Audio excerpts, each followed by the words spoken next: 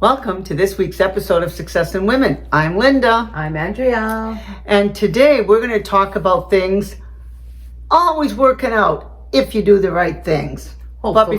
Hopefully. Well, for most people it would. Yeah. But we're going to get into that as soon as Andrea gives you her tip of the week. Okay, I came across a great tip the other day. Either you can use it in your own bedroom or when you're in a hotel room.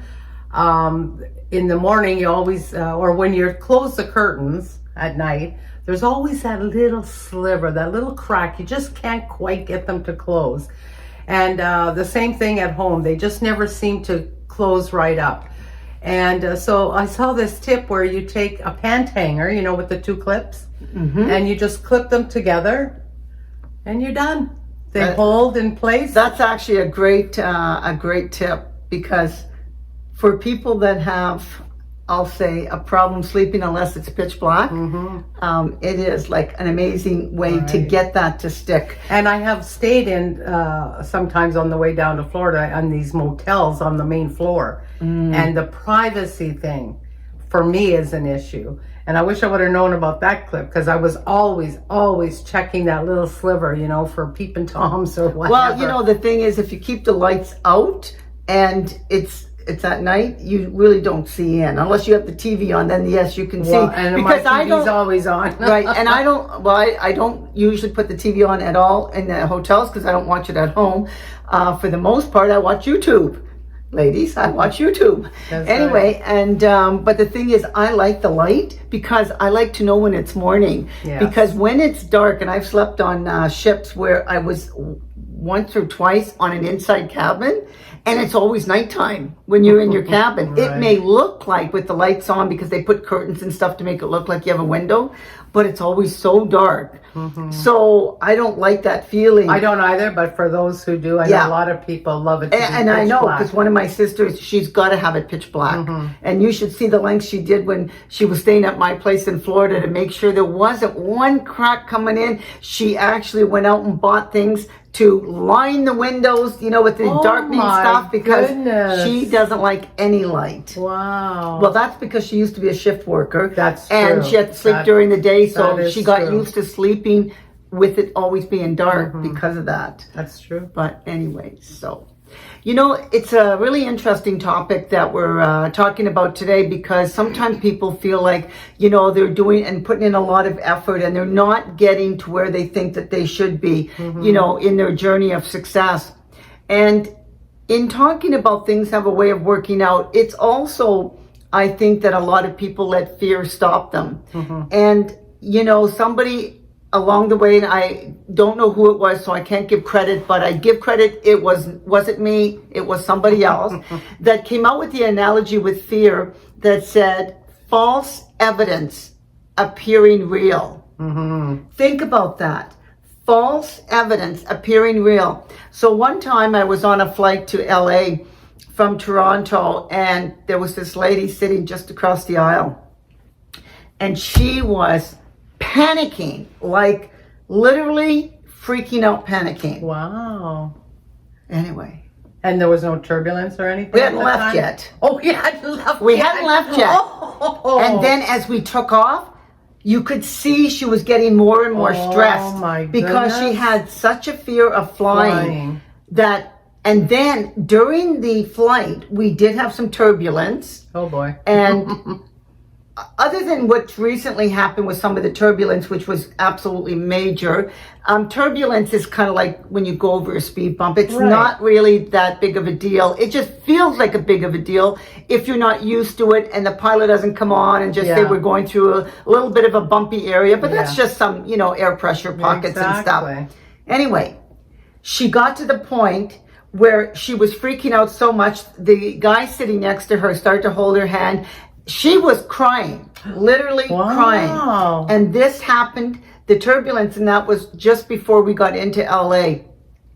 It was, you know what, I know people have fear, and I don't mean to smile and think it's nothing, because play it down. No. Because I've had fear of flying, because my ex-husband had got me really afraid of flying at one point.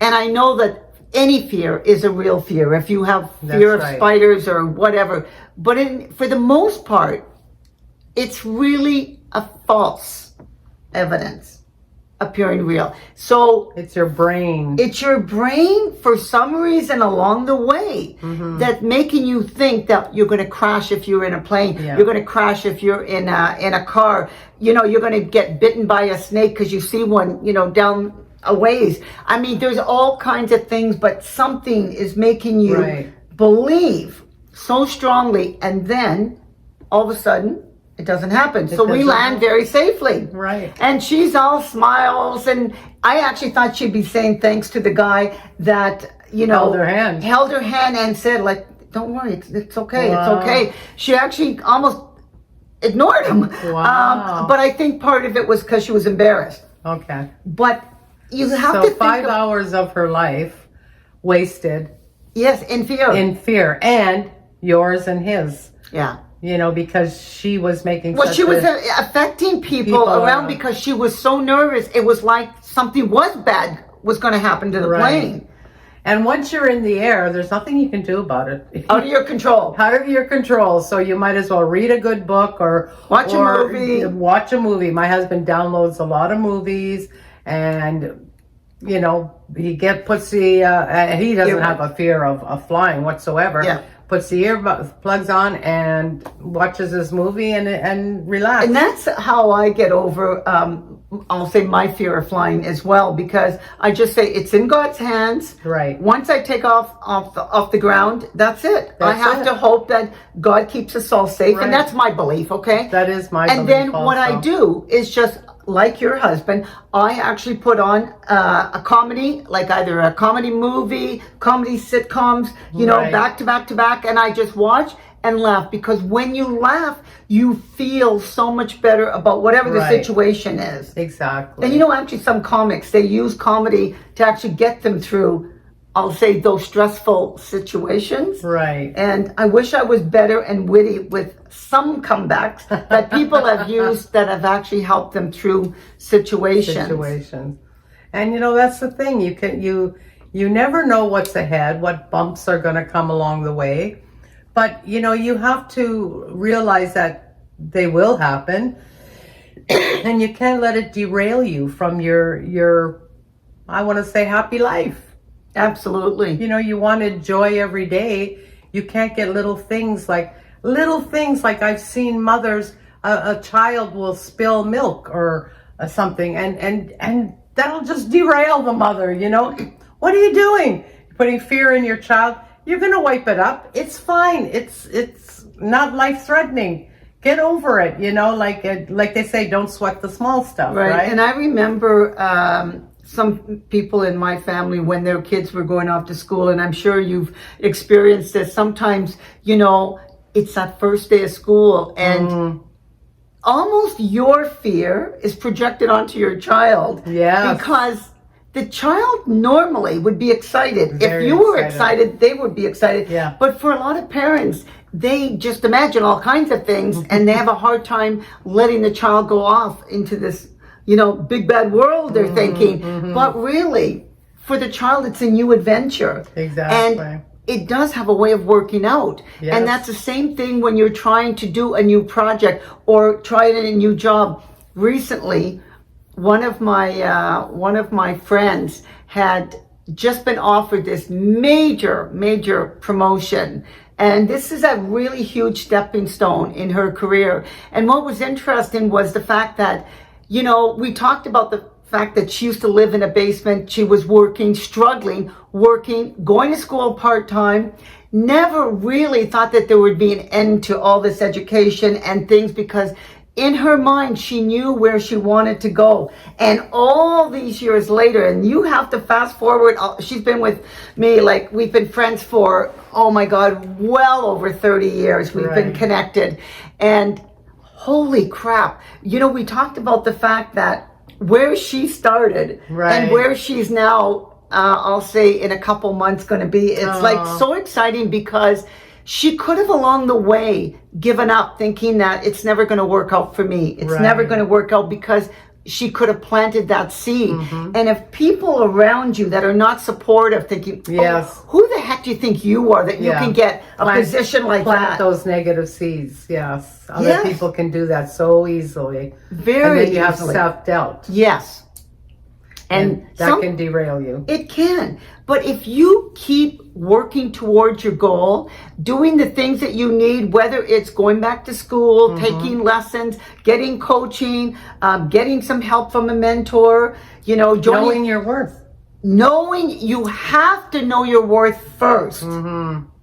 Exactly. Because it's one of those things, and I remember when I first started in my career, and I said, and I gave up a secure job with a pension and everything else to go into sales, which had no benefits. But I believed, no matter what, I believed I could be successful because I thought, if this job doesn't work out, then I can do something else. Because I know what my worth is. I know I can do something that means that I can still eat, I can still pay my bills. Right. So I felt it was worth taking the chance, taking the gamble, and continuing to do everything I could to learn my craft.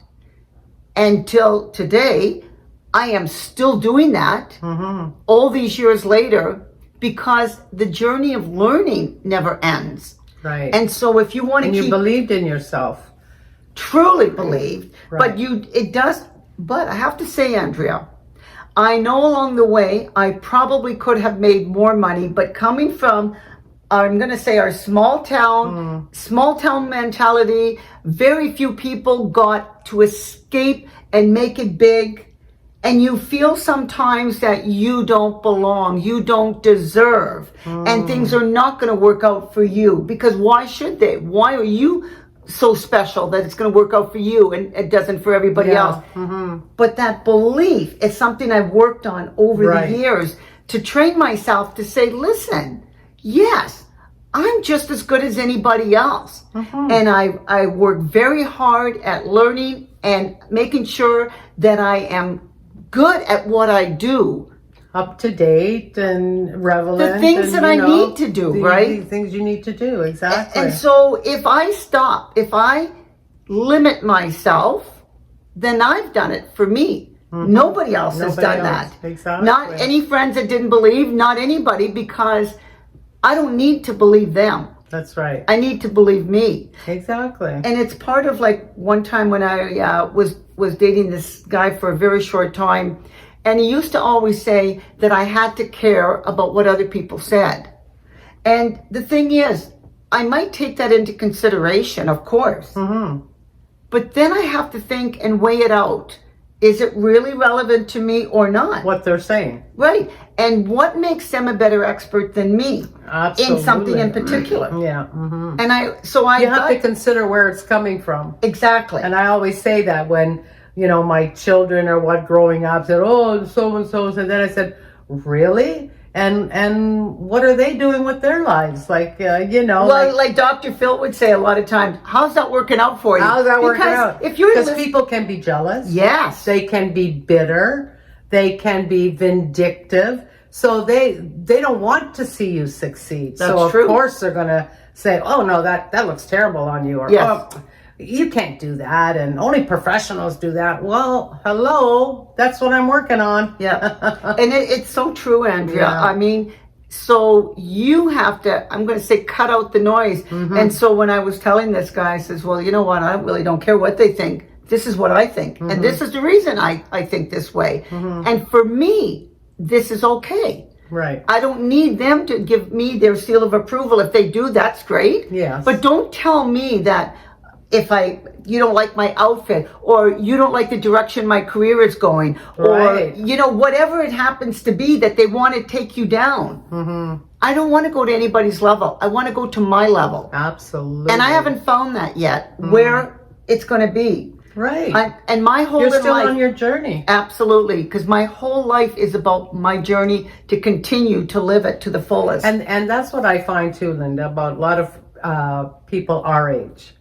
They're like, oh, we've done that, been there, now what's the point or whatever, and I always say, are you kidding?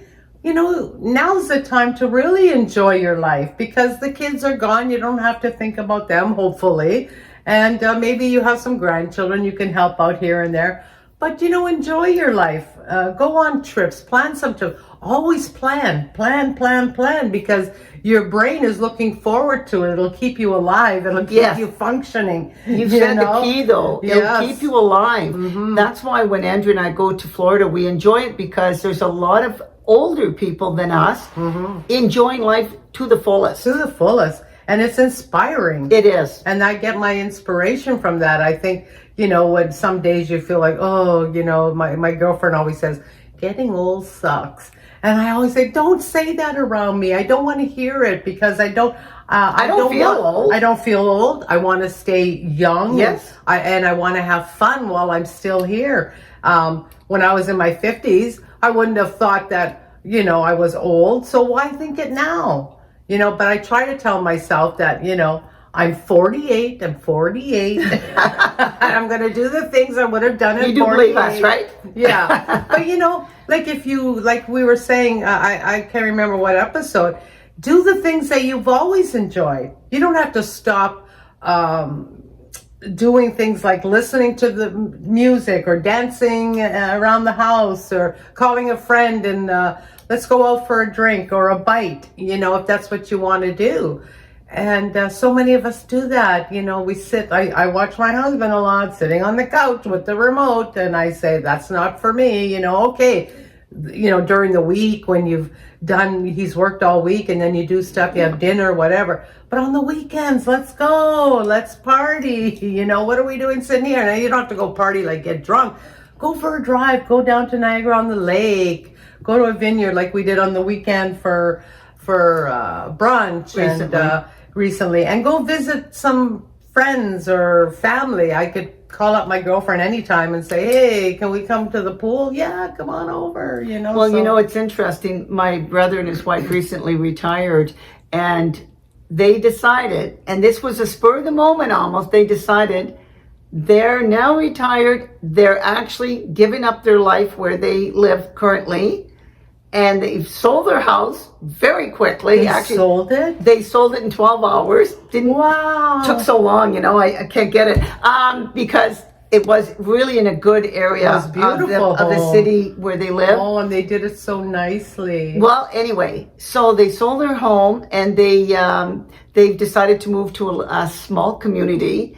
And she said, I'm looking forward to going with my husband and just walking down the street and going to a cafe and just enjoying coffee in the morning. Yes. And my brother is into curling and they have a curling club where they're moving to that he can literally walk to. Oh, that's awesome. But anyway, the thing is, they're now looking at this stage of their life as adventurous. And my sister-in-law is really excited about it. And she's told her daughter, she said, listen, don't think that Dad and I are coming down here so that we can be a built-in babysitter. That's right. She said, we will do it on occasion. Absolutely. Mm-hmm. But she said, we want to enjoy our life.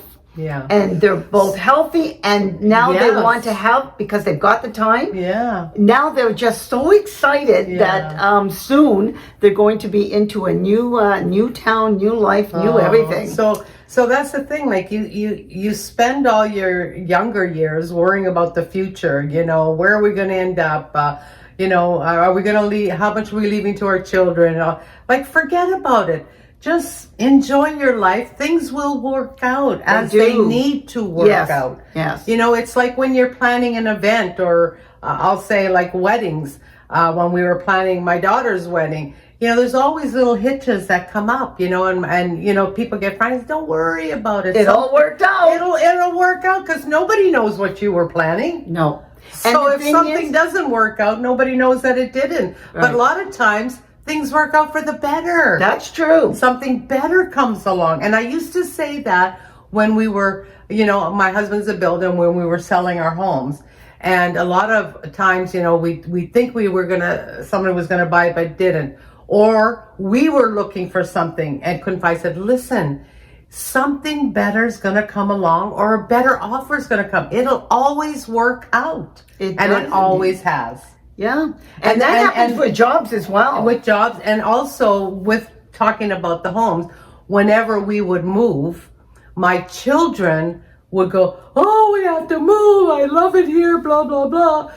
And then we'd go to the next home, and they'd find all new friends, all new places to hang out, or parks, whatever. And then the next time we have to move, oh, why do we have to move from here? We love it here. I said, see, it always works out. You will love the next place you go, and you will want to leave there also. So, I mean, we were always in the same town. Yeah. So it wasn't like we moved to another city. So, just embrace it. And people used to say to me, don't you hate moving? No, I get a new home every 3-4 years. Why would I hate that? And I hate the packing part. But the thing is, you look for the positive of moving, not the negatives, like you were going to say about the packing. Yeah. Because there can always be negatives, but look and embrace the good things in the change. It always works out. It always worked out, and it usually does for most people. But you know what? Even if you have that really goal and you're afraid that it's not going to work out, then write it down and write down all the things that you need to do. Right. Make sure that within that you break it down even more and chunk everything down to a fine little bit, and you can see as you're progressing, and you give yourself credit as you move closer and closer and closer. Because in the end, like Andrea said, even if it didn't work out the way you thought, it's probably going to work out for a better. I just think that you should embrace the change and the unexpected. Unexpected. I love it. Expect the unexpected. Yeah, expect the unexpected. Yes. Anyway, well, we hope you enjoyed this week's episode of Success in Women. And one of the things that Andrew and I have been forgetting to let you know, if you don't have the chance to watch us on YouTube, you can always find this episode, each episode, on Spotify as a podcast. So when you're going out for a walk or taking your kids to the park, you can listen to the episode. You don't have to worry about finding the time to sit and actually watch it. Right. You can actually listen to it on your way to work and get inspired. That's what we hope to do each week. Yes, that's what we hope that we are doing, inspiring women and just making you feel better. True. So if you did like the episode, we hope you share, subscribe, and hit that like button. Yep, we need the thumbs up, ladies. Yes. Until next week, thank you for joining us. Bye, ladies.